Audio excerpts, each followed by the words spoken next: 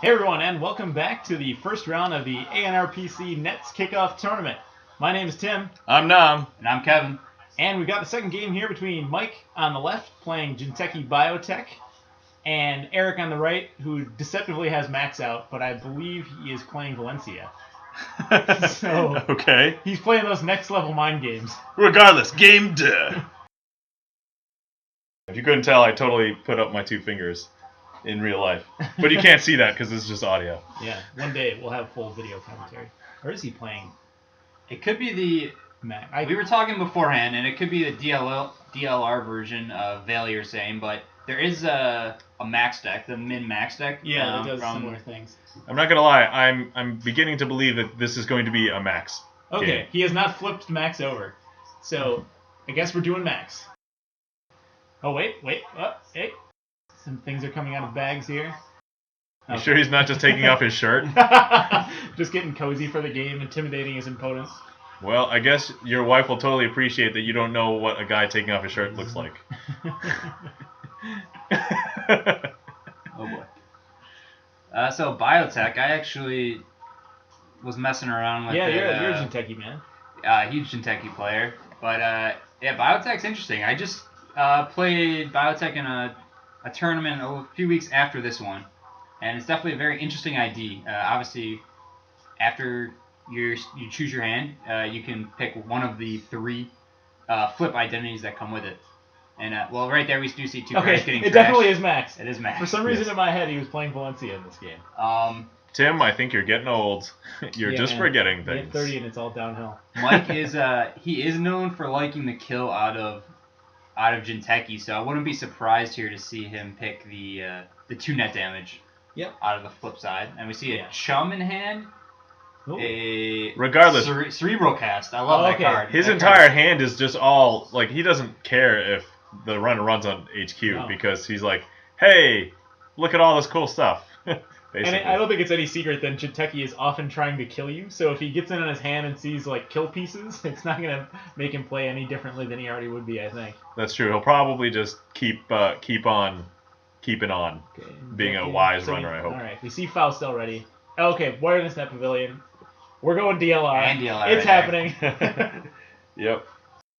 So again, we're in the pre-most wanted list in Errata world where Wireless Net Pavilion was non-unique, and you could just spam them onto the board, and it looks like that's what he's trying to do. See the first one hit the table. It begins. So when you, as a corp, when you see the wireless net hit the table, what do you start doing? Do you just start rushing out agendas like crazy, or start crying a little bit? And I actually got milled out at this tournament by a DLR deck playing Jinteki. Oh yeah. Well, also Jinteki isn't known necessarily to be quick because you don't have just agendas; you have agendas and traps. That's true. Yeah. So having those traps potentially could also slow you down. But I think that the correct play here is if you really need to get through and you don't have anything in hand, you just need to draw fast. A nice agenda that we do see in Mike's hand is the Fetal AI, though. It's just slapping that down blank in a remote server can cause a lot of...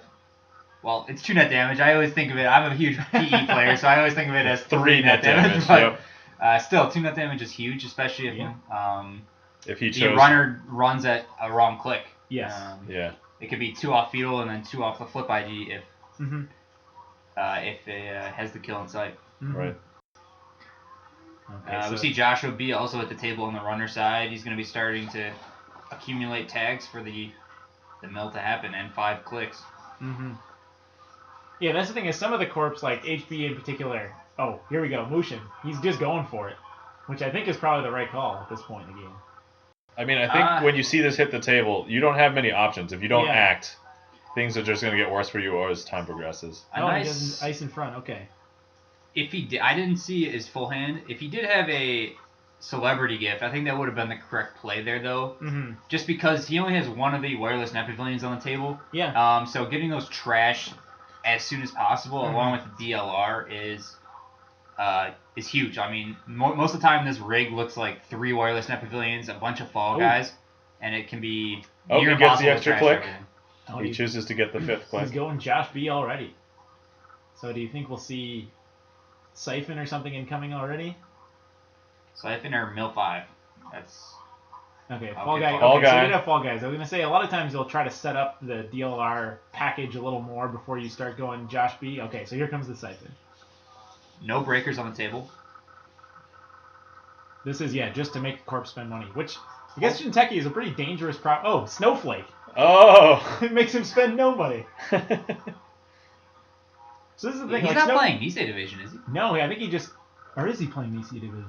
I thought it was Biotech. He's normally a biotech player, but Yeah. I have no idea I didn't see him because take a flip that's identity. true. He could be playing Nisei Division right Yeah, now. he actually. I only we play saw flip. the I only play PE still. So Yeah, and we saw what the cerebral casts in hand. So I think he is playing Nisei. Okay, my bad. I apparently blacked out while I was editing this video and thought they were playing completely different IDs. Dude, remember at the beginning you thought that he was playing Valencia, Yeah. and that is clearly Max. Yeah, I mean, Come on. I had now. an out of body experience while I was editing this Nisei video. Division, for those that don't know. Yeah. Whenever you play a side game, the corporation gains $1. Mm-hmm. I believe it is after the side game Yeah, it's after happens, the so side you game. do not get the $1 to play the actual side game. It is after it happens. Right. Ooh, and he lets him get into the fetal, so he takes 2 net regardless. And then he's not PE, so he's not going to take another one if he steals. Well, it. he So was Correct. siphoned down to 0, so he Yes. could not do anything to defend that. Yeah. Correct. Let's see if he took the 2 tags from that siphon. Yeah, I think I'm that's assuming in so. front of his ID. There's a tag with some dice on it. Oh, okay. Yeah, he's just going to be... He's I going to think be With Josh will banking. be, he's just going to be getting infinite He's Yeah. tags. gonna be banking tags. I don't think basically. Mike has psychographics, so it likely won't matter. See a future perfect in hand. Jackson just hit the table right there. So I'm not intimately familiar with this Max build, but does it run both Account Siphon and Vamp, or is Account Siphon generally sufficient? Just a count siphon in Okay, this deck, so- I believe. Okay. Yeah, I don't remember the... I'm assuming it is the min-max build from Worlds. We saw him playing the ETF, Dan's ETF build from Worlds, so it's meant to have a lot of early pressure and to keep the corp very poor. And we just saw him mill, I think, 5 cards, Yeah. just mill 5. I believe he spent his whole turn. And let's see, so with DLR. Wireless Net, it's 4 credits to try something. He's got Fall Guy. So you're going to have to spend 8 credits to clear. 8 credits to get the DLR off the table, and without any protection on archives, Right, he'll just play another one. he'll just flop. He is Max, so he Right. probably has another one in hand. Yeah, and we've seen a few injects going through, so he's got a lot of card draw to get into that stuff. Some deja vu's in hand, even can Yeah. go get it back. So it's not. It's not critical, yeah. Okay. In Mike's side, I didn't see any econ cards, which is a huge. Yeah, Not good for him, Yeah. to say the least. because that's what you really need against these DLR decks is you need some way to either have sustained econ or to burst up from low credits, or both ideally. Because once they siphon you down, it's very tough to dig yourself out of that hole. Second wireless net filling in the table. Yep. Just went up to 12 just to get that DLR off the table right now. 6 for the Fall Guy and 6 for the DLR. Right. So at this point for Mike, he's probably, since you're likely not going to be scoring out agendas behind this kind of assault, he's probably just got to start going for some kind of kill, like baiting him into running something. The Jackson is in that remote with the ice in front of it, so I think he's just keeping it there as the mill happens. Yeah, to that's true. Hopefully not give up the win. Right. While he maybe does set up a kill. And I don't remember, do you have influence in this deck for the Hades Shard, or do you... It all depends on how. I believe you can if you want to. But I mean, milling 5 a turn at the very least. Yeah, Milling Jackson so many It cards doesn't back much matter. into the deck. Because not only is it 5, right, and most people are trying to stay towards the minimum, 49. Like they're not. Most people aren't going over, especially the competitive level. But I mean, then they're also drawing every turn. Yeah, it's just a And then timer. if they use Jackson to draw as well, And you even start if, with 5 cards. and you start with 5. So I mean, even if you're putting some back, like mathematically, you're not going to be able to do anything with no money Right. as it goes. You But can I see mean, Hedge Fund icing it up, but I mean, he doesn't actually have to go get those agendas if he wants to win the game. Right. He can could literally just mill straight them. mill him out, yeah. he just wants to be safe, and especially against a Jinteki build. Like Yeah, they have some traps that will trigger Yeah. right in archives. So. There's almost no reason to run here as Max, I don't think. And no pressure from a score out on. Yeah. yeah, Mike's runners side. winning Corp has 0. There's really no reason if you don't have to run, you don't need to. Yeah. It can be pretty frustrating Yeah. sitting across the table from this DLR type of build. And then you don't want to risk like triple EMP and other random shenanigans. So it's like, all right. So I believe we did see at least one neural EMP in Mike's hand. Mm-hmm. That far card could possibly be a Ronin if I didn't see what he threw down there. Yeah, but if he does have kill, that is one of Jinteki's ways to do it. Yeah.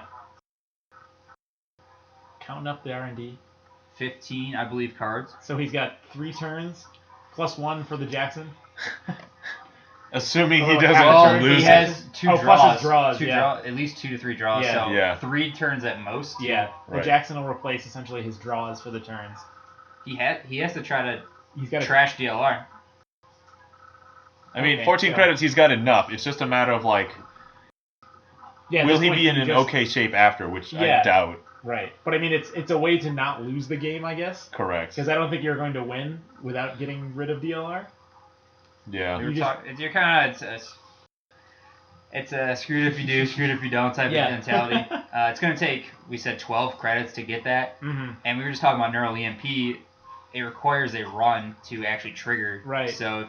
Correct. I mean, he's going to have to run again to get another DLR on the table. Mm-hmm. Yep. But if he doesn't have the money to have any kill in hand, he's going to be down to 2 credits. Yeah. And it's just 1 neural EMP. Yeah. Like, honestly, even if he ends up trashing it, the runner could just wait. Yeah. Like, if there isn't enough time to score a thing, just run on all the important things. And he is on 0 points. I mean, the corporation still has to score out to win 3 a normal game agendas, or Netrunner. Potentially. Yeah. So that's 4 turns just to score 4 or 5 turns at least just to score the agendas, if that's what you're going at for. the bare minimum. At the very least. And then like in the interim, like the runner could just run on everything, make them res ice. Right. If you hit top of R&D, trash things, and I mean you could still do all of the runnery things. It's And you might know, Kevin, you might know this. Does Cerebral Cast, do you have to make a run to fire that It is off? on a run. Okay. I do not believe it has to. It just has to. It just requires a run, and he can just choose to take a tag. Oh, okay. The runner chooses to take either a tag or brain damage. Okay. When I played in a PE deck, and in that deck though I was threatening with some scorches, but he obviously wouldn't need to use that card to threaten scorch with. No. I believe up to 8 tags right now. He has scorch. That is, if somehow Mike is packing Scorch, that's a way out at this point. Here we go. Scorched, archived memories, scorched. Yes. Game. We just saw him draw 5. The 5 through the labyrinth, I believe it is, in hand. Yeah. Okay, so he's doing some kind of tricky kill through remote stuff. So yeah, although it does look like, so Eric's, if he is running Scorch, it looks like Eric's Scorch protection is I've had worse, and he's out of deck at this point, so it's not really protection. This is probably game. Yeah, he's down one. He has his draw. Okay, so that was a Jackson on the table, so we get 3 cards back. Yeah, he can get 3 cards back now for his turn and a shuffle. And it is good to note, you cannot lose on the runner's turn by being with DLR. Right. You have to actually go to draw, and DLR just says put the top card of R&D into the archives. Yep. Correct. Unlike Fisk Investment, which I found out, it forces you to draw. Yeah. I have lost by that. I was I have a Jackson on the table, and that's harsh. Yeah, the runner didn't realize it. It was on Jinteki.net, and he was like, "Oh, I win the game." as rules are, I believe it's when you have to draw a card and you cannot, as the corp, then you lose the game. Oh, it is Scorch. He's got Scorch! We're doing it! But the problem is, how many cards are in hand? I don't know on the runner side. Can he do anything else? Can he do an additional damage? Yeah, that's the thing at this point is. I bet you he's throwing the Scorch. Okay, how many cards are in hand? 5. Oh, okay, so there's 5. So he just needs like 2 neurals, unless he didn't run last turn. Oh, he hits the I have worse, but that's gonna draw the rest of his deck. Yeah. With 2 I've had worse. Okay. So that's. Draws the rest of his deck. Might be a. Oh, he only could draw 2 cards there. Oh yeah, there was only 2 cards left. He was 5, so he's. Does he miracle draw? 2. Does he? He's going for it. He's gonna. Oh, he whiffed. I think he whiffed. Oh! He's got 3 cards in, right? 3? No, he's got 4, I think, exactly. So he's gonna trash his whole hand. So now, oh no, but he has no more gonna Jackson those. He'll Jackson him back. Oh yeah, he can Jackson for a turn. No, because runner's just gonna run on it and trash it. Oh no, because he gets put him back in the deck. Yeah, you put it back in the deck. He has to run archives. Yeah, at this point. No, he just has to run the Jackson. You run Jackson. Well, he has to be able to get into archives though too. Yeah, he doesn't. Because he can always pop Jackson. Right. Yeah. And he doesn't have a breaker to get through any of his. Correct. Oh, he's putting in both. He has to. Yeah, that's the only way. Out. He could have always chosen to put just those back in, but yeah, I do not. I am wondering what that ice is. Game. Wow. So what? At that point, wouldn't you just run on archives? Yes, just to see what it is. I'm assuming it's just like a snowflake or maybe. It's Yeah, just yeah, and you can go for a side game. I hope he flips that ice over. Because at that point, yeah, you just run archives. Let's see. Okay. You know you're gonna die the next turn. You might as well just run archives. Yeah, I don't know why you didn't run archives because I think you have. What was it? It was Cortex. It was Cortex Lock. It would have killed him. Yes. No, he would have, because he had 4. He had 0 memory. Oh, he had 0 things installed. Oh, 0 things installed. If he had just run it the turn earlier, I think that probably would have been it. Oh man, what a! Oh, that was a crazy game, man. That went much differently than I thought it was going to.